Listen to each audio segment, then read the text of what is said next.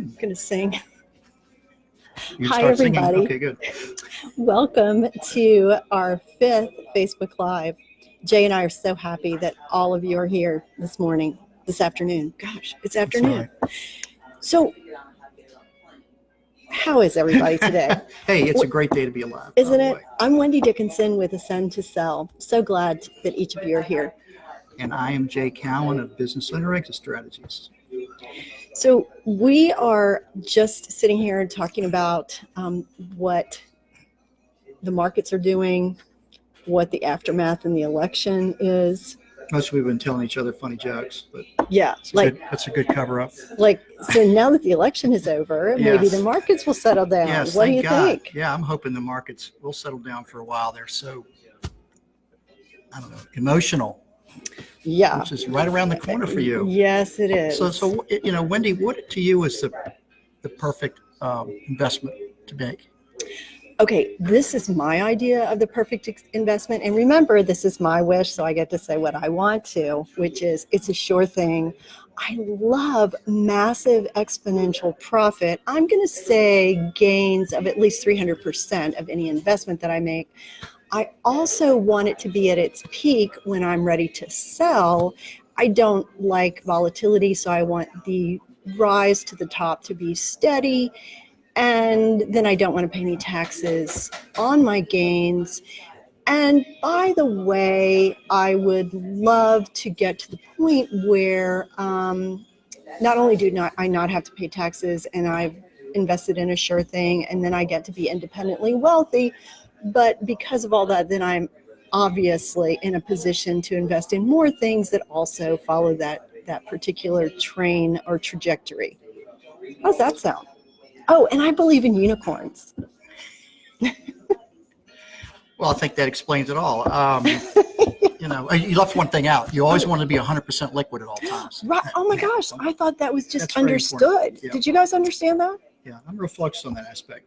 Well, interestingly enough, I have business owners all the time when I'm talking about, their business and what they look for, what's their perfect option if they could design one. This may sound familiar. Yeah. First of all, they want to be able to sell for the highest price they can. Yeah. They want to pay as few dollars in taxes as possible. Mm-hmm. And they want to be able to stay in control as long as they want. Yeah.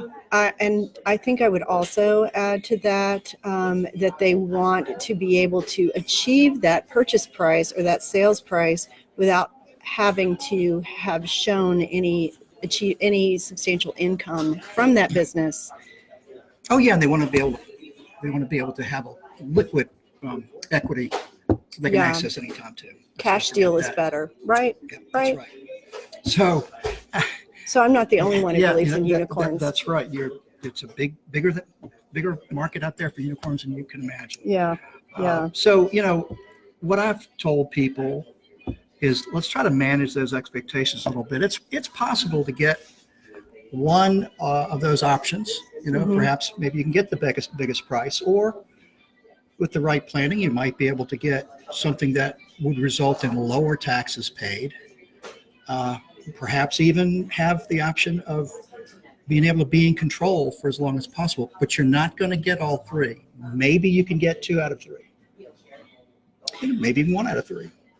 Well, and I also have to tell you all, and I think Jay would agree with this, that your chances of achieving those objectives increase exponentially as you put plans into place. Mm-hmm. And even if things don't pan out exactly as you have planned, just the fact that you have taken your mind and your team through the exercise is a worthwhile process. Couldn't agree more. But in all seriousness, when somebody asks me, Jay, what are my options? What are my best options? Or what do you think I can sell my business for? Or should I be using a multiple of earnings? Should I be using comparative data from companies that are like me that sold? What about goodwill and how does that come into place? And all of those are true, and all of those are different methods of valuing business. But what's really most important is, we don't really know what your business is worth until you have somebody who's making an offer. Right. And so when I tell people is, look, you tell me what your exit option is going to be, and I'll tell you what your business is worth. Hmm. Here's what I mean by that. Um, Often in terms of people I work with, they will typically say, yeah, I want to get the most money I can. Well, if you're trying to get the most money you can possibly get for your business, that means you've got to have your business in some kind of competitive offering, Yeah, you right? do. And certainly the transaction that typically, not always, provides the most amount of money is one when you're selling to a strategic company, one that's doing what you're doing, bigger, that want to get into your market, that want to get into, occupy that geography. It fits very well. But on the other hand, if you are going to, again, this may sound obvious, if you want to sell your stock to your employees, you're typically going to get some of the lowest values you can, because now you're dealing with Yeah. people who have limited resources. The company will Right. probably have to finance that. Yeah. So that's what I mean when I talk about tell me what your option is, and I'll tell you what your range of values are going to be or what that might be worth. Because we're also, as we've said before, there's the financial aspect of what we're going to do as far as getting out of our business, but there's also the emotional part of it. Yeah. And Jay, I have to say the other thing that I would encourage people to do and that they gain by planning ahead is take, for example, Tommy Howard with Squincher. So Tommy and his family business knew that they wanted to sell eventually, but initially what they chose to do was to pursue a private equity partnership. So the private equity partner invested cash in the business. They grew it to a level and a size that then the business became attractive to a strategic buyer. And so then the family was able to exit the business. And it was about a 10, 15-year process. So it took planning, it took intention, and each of the people and each person in the family and within the business had to be really clear on what their desired outcomes were, what their objectives, their goals, their priorities, one of which was legacy. And so then they were able to optimize and leverage what they had built to achieve the desired outcome. Oh, and we should have mentioned before, but as you know, if you watched our little thing last week, we like to go to different locations, and it's really, yes. really live. And sometimes we pick up a little background noise. But today we were in the coal mine. Coal Mine Coffee at 117 Brownsway Road. And I have to tell you, Karina makes the most delicious maple almond lattes. And their mocha's not bad either. Yeah, it's really good. So we highly recommend them. Anyway. Hey, yeah, we're talking about you. We're talking about y'all. Oh, and the baked goods, to die for. So good. And they're having a great sale on gourmet jelly beans. So hurry. Yes. Hurry before They're gone. almost gone. Yeah. I'm going to get some. Okay, so I also wanted to talk about another person I had the opportunity to interview on my podcast, Catalytic Conversations, and that was Connor Gillivan and his partner, Nathan Hirsch. Well, I didn't get to interview Nathan, but Connor talked about how he and Nathan had had a business, their first business together, that they started while they were in college, got it to the point where they were making $23 million, selling $23 million worth of goods on Amazon, and then got this amazing brainstorm for a new business called Free Up. And they didn't think their business was worth anything. They didn't think it was saleable. And so they chose to close it down. And it was interesting because on that episode, Connor talks about how if he and Nathan had possibly consulted external advisors, then they probably would have been able to sell that business instead of close it down. So you see, it can go both ways. You can have somebody like Tommy Howard who really puts a lot into planning, and then you can have people like Nathan and Connor who don't who do the best they can with what they know, but in hindsight realize that there are some options that they had that they didn't know they had. I hate leaving money on the table. I know, right? Yeah. And as somebody who believes in unicorns, I certainly don't want to leave any money on the table. So, as we tend to find out, is that what you think may not necessarily think there's a really value to. Hooking up with the right people, they might be able to show you some value that before you were going to walk away from. Real quick case in point, I had a client with a retail operation. They own 5 or 6 pet supply companies, stores. And when I came in the picture, they'd already sold most of them. The husband of this woman had passed away. She had one store left, and she was thinking, I think I might just go ahead and close it down because I don't want to do this anymore. And I just don't think there's anybody, I can't figure out if any of my employees would want this business. So maybe I'll just walk away. And I asked at the same point, well, do you like leaving money on the table? And what we did is I took them through a process where we got 2 employees who by themselves wouldn't be able to manage this business, but together they had already shown they were a really great team and each brought a lot to the table. So we ended up having it where she held the paper to get payments every month and maintain that business. Now, it took 3 years, and eventually that business did close, but not before she got a whole lot more money out of there than she was ready to walk away from. She still had the option of whether she wanted to keep it going or sell at any time or just close.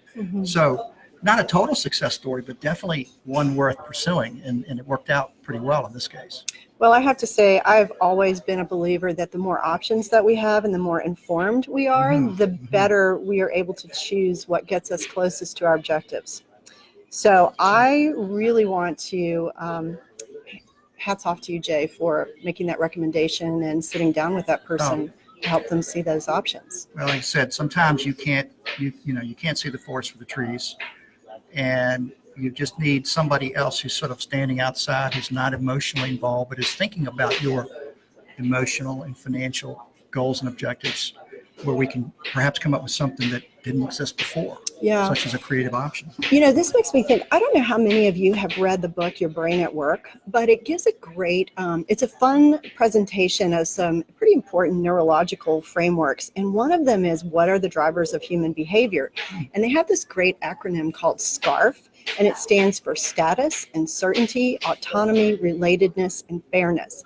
And so if we happen to, in a certain situation, lean towards 1 or 2 of those 5 more than others, that can really explain a lot about why we do what we do. So I'm wondering if that person that you just described really was someone for whom certainty and autonomy were really important, and just having the decision made, having that box checked, was actually just something that her brain really liked.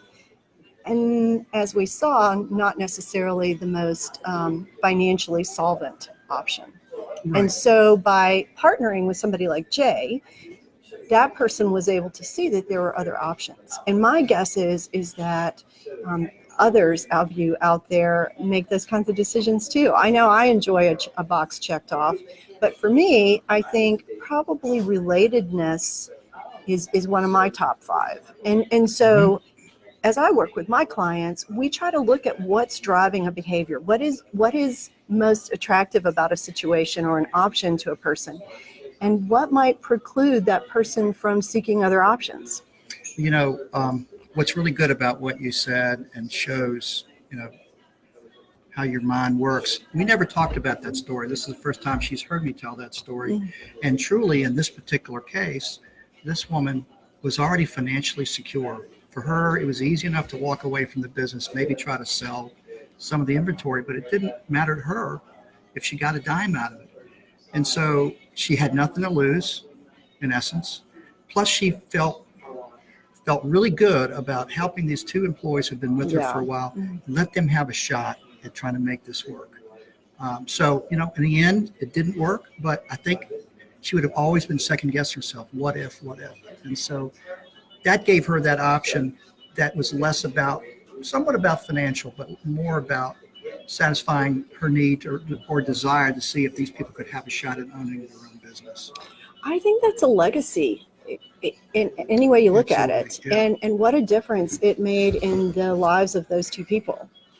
So I think that there is a lot to be said for the potential impact that we have on the lives of others, and heck, on the U.S. economy for that matter. When you leave money on the table, it's affecting more than just you and your family. It's affecting the lives of others. If you ever find, if you've ever known anybody that's exited a business without getting the value that they had created, and I can speak from personal experience on this, there's few things that are more financially as well as emotionally devastating for that to happen. Yeah. And so I'm part of why I'm in this, doing what I'm doing is I don't want that to happen to other people because I know what it's like. And that's why it's so important to me that people do have a planned exit strategy on how they're going to do it and what it looks like. And obviously, even when you build that value, it may end up coming to nothing based on how you end up transitioning from that business. Well, and I already mentioned that relatedness is one of the drivers of my behavior. And so my husband and I, with another couple, had a business called Document Warehouse back in the 90s. And when the four of us got together and decided to start that business and build it, it was with the intention of selling it. And so one of our priorities was that we maintain our friendship. And, I have to say, by starting from that place of where we were going to maintain our friendship, and always holding that goal of selling the business foremost, our decisions became not about who was right. It became about what was best and what was most aligned with that particular goal while keeping our friendship intact. And even now we're friends. I mean, the friendship has managed. And so I think that, again, goes to show when you look at Jay's experience and mine, and then my family had a number of businesses that failed miserably. So when you see the angst that leaving money on the table can create, why not take the time out once a quarter or once a couple of times a year, have a strategy day, retreat and work on your business and not just in it. Oh, and then communicate that plan to the other people in the business. To everybody, to all the stakeholders. Yes. That can even include employees at some point. Yeah. And other advisors, so that everybody is on the same page and they know where they're going. And even when they start wondering, why are we doing what we do? It comes back to, what was our overall goal here? And you cannot communicate that enough to each other, just like a marriage or anything else. So. Okay, so we didn't plan this either, but Jay, that is so interesting you bring that up, because another person that I interviewed on my podcast was Phil Pietrangelo, and it was so interesting because he talked about how the first time this business that he worked for went to market, it didn't sell because the company fell off. So in other words, the business owners became so wrapped up in the process that they weren't able to hit the numbers in the business. So the buyers dropped away, and so they took it off the market. And in the meantime, Phil becomes president. And he says one of the first things that he did was, after he really got a handle on what was happening and what the ultimate goal was, which was to sell the company, well, he went to the employees, the key performers, and he said, look, guys, our backs are against the wall and we're losing money. And he was very frank about that. And he said, but if we all pull together, we can make this happen, and this is the goal. And so he laid it out for everybody. Now, he didn't betray any confidences. He didn't do anything inappropriate, but he was really a leader through that process by being transparent and communicating what the ultimate goal plan was and what the strategy was. And then he led the team through the execution and implementation. Wow, that's quite a story. That's and then very they difficult did it. to They do, sold. easy to talk about. Yeah, but it's so important. And so if you go to the trouble to creating a plan and exit strategy with an external advisor, well, then let us also help you script the way that you're going to communicate that. Let us also help you put a framework into place, or not just us, but any advisor that you work with. Give them the opportunity to support you in that process so that you can find a way that will resonate and land in a way that it will enhance people's engagement and productivity. That is also an excellent point. I'm surprised your head doesn't get bigger as we talk. Oh, gosh. But I know that my head is going in the wrong direction. I keep doing this and it's going wrong. It's something you learn when you're watching yourself being recorded. But typically when an owner, part of the value of their business is the team, is the employees they have working for them and your team. And the biggest complaint that most businesses have from their employees, it's not about the money they're getting paid, but it's whether or not they feel they're being valued, and most importantly, that they're being communicated with in whatever form they can. That's when they feel engaged. That's when they feel that they're really important to that business and that business owner. So there is no such thing as over communicating. In my opinion, I've seen it happen so many times. And so that's a key ingredient to the success of your, not just your business ongoing, but when you're ready to transition out? Okay, I don't know if you know this about me, but I am a research geek. I just love research. And I ran across PricewaterhouseCoopers 2016 Family Business Survey earlier this year. I've got a few stats that I'd love to share with you since you brought that up. First of all, just over 50% of businesses that plan to change hands over the next 5 years plan to keep the business in the family. So that means 50% are going to sell in the next 5 years. And succession, unfortunately, is the breaking point for a lot of family firms. And even though they know that, only 23% of them have an exit strategy in place. And then nearly 1/3 of family firms have no succession plan at all. And even fewer have a plan that's been actually communicated and written down so that key stakeholders have an idea of what's supposed to happen. Okay, so only 23%. Can you imagine that? That's not very good odds. That means, what is that? One out of every 5 Yeah. that when they want to transition. Yeah, and so How much of that is self-imposed in terms of not being able to transition? Well, and you know what else? We can't even begin to guesstimate how much money is left on the table because of that. That's right. We're talking about private markets, not public markets. So it's not like we can go and look in the paper and get the value that day. We don't know. Yeah, it truly is hard to see, but those are startling statistics. Yeah, and I actually had a business broker tell me not long ago that they had a client who they were ready to close the deal. I think it was going to be signed in the next couple of days, and the guy was changing a light bulb in his garage and fell off a ladder. And unfortunately, that transaction came to a grinding halt and the deal didn't close. So, those of you who joke about you're going to work until somebody carries you out, it doesn't always work that way. I think it's important that at any point in time of your business that you always have to be thinking in terms of being always ready to sell. Deal ready. Or to I turn love it that. over, but always be ready, because you don't know when a once in a lifetime opportunity comes up, and like in this case, something nobody expected to happen happened, and they made a bad situation so many more times worse. Yeah. So you should always be ready for that. And I did have a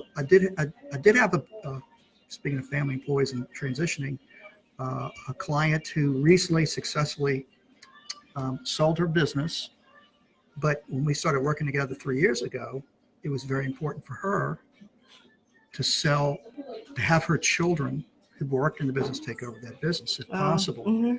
However, once we really dug into her financial concerns and needs, because up to this point she hadn't really gotten down in the deep in the numbers, we determined that those children would never be able to financially buy that business. It was doubtful they could even get enough money to purchase it, and she couldn't deal with the risk of not being able to make what she needed to make, or be able to walk away, which is very important for her. So that caused her to rethink everything, and she ended up going with a strategic sale, as it turns out. But oddly enough, or maybe not so much, the key people that were there were key to this transaction. So her children ultimately got to stay as they continue to work in that business. Oh, that's great. There's no guarantee for employment for life, but it was a compromise between the two. But I think if it hadn't happened 3 years earlier and having that conversation, she'd still be fighting with, how am I going to do this, and how am I going to transition from this business? Oh, that's brilliant. I mean, so her planning again allowed her to get closest to her desired outcome. Wow. Exactly. Okay, so that study that I just talked about with PricewaterhouseCoopers is called The Missing Middle: Bridging the Strategy Gap in U.S. Family Firms. And they also give 10 steps to effective strategic planning. So do you mind if I roll through the 10? Absolutely. I want your reading list when you're done. Okay, and then we'll finish up. So number 1 is to focus on goals, not tactics. And then second of all, stand in the future and look back. I think that's an important perspective. Then stand in the present and look around. So give an accurate assessment of where you are. Invite input. I think that's a great excuse or opportunity to communicate your plans. Be prepared for change. Again, deal ready, always, every day. Set a time scale. Assign responsibilities. Mhm. Translate the strategic plan into a business plan. So the strategic plan is kind of the 30,000 foot view, and the business plan is more of what are you going to do this year with this. Measure, monitor, and adapt. And then finally, communicate. Yeah, that communication thing's Popping up Again, again. yeah. Yeah. that's a terrific list, a terrific group of things to go by. I would add one more thing. Oh, good. I can. And that would be always have a plan B, or another way of putting it perhaps is always have a disaster plan in hopes that you never have to use it. But everything, things happen. And so being able to position yourself for the worst case, but hope for the best is always a good idea. Okay, so you've just given me an invitation to give a shout out to a company called Climate Optimize. And one of the beauties about that company is that you can actually purchase an assessment, and I have no connection other than I know the company, but you can purchase an assessment to see what an effect a natural disaster would have on your business. Oh, that's very good. And the result would be a risk assessment. And then mitigation of that risk. And if you've never thought about this, think about if you were on the plane going somewhere and either your partner or your key employee was riding with you. And then you suddenly realize, what happens if something happens right now? We're the most key to the company. And that's what actually a lot of those plans get written, frankly, is flying from here to Arizona. So, just thinking in those terms, if I'm not able to participate for whatever reason, who's going to have what authority to do what with whom and where? Mm-hmm. Who do we call first? How do we make sure the employees get paid? Yeah. Or are they going to leave because nobody's writing checks? Again, it seems like you would think in those terms, but amazingly, so many people don't. Or like they claim they have an exit plan. If it's not in writing, It's not. there isn't one. Yeah. I sound like Mr. Doom and Gloom, but somebody's got to play that role. Yeah. Okay. So I think we've downloaded enough information for today. What do you think? Absolutely. We want to keep you guys wanting more. Yes. Okay. So our next Facebook Live is next week on Tuesday. It'll be Thanksgiving week. So we thought Tuesday was a better day. Again at 2:00 Eastern time. And next week, we're going to talk about how much the value of your business depends on who you are going to transfer or sell the business to. Absolutely. That'll be fun. Yeah. So have a great rest of the day and a good rest of the week. And remember, it's a great day to be alive. Take care. Bye.